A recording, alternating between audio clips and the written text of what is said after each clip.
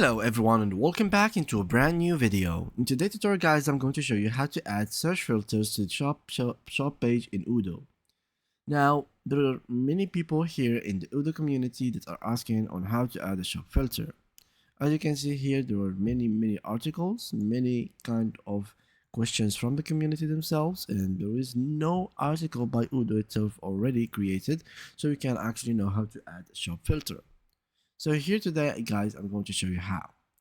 To add search filters to the shop page in Odoo, you can use the built-in e-commerce filtering tools available in the website. So you do need to have the e-commerce features.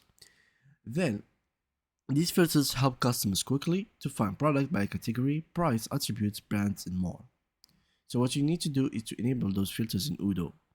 To do so, you simply have to open your website. So go to your website guys, as you will see in this example here. So go to your website, and basically what you will need is to go to your shop. So here, go to my website here in the top button and click on your shop. So this is guys has a shop here. Now the next thing to do is go ahead and click into the actual website editor, which is going to be click edit in the top right corner, and then it will be in the actual website editor, and then simply just click customize.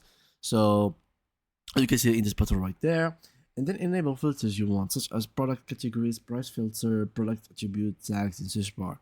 Once enabled, the filters will appear on the shop page, sidebar, or top section depending on your theme, and it should be very visible, so you shouldn't really worry about that. And then simply all you need to do is to let the clients or you yourself test the shop page and see if it's gonna work. And that's pretty much it guys. Thank you guys a lot for watching, and see you guys in the next upcoming video.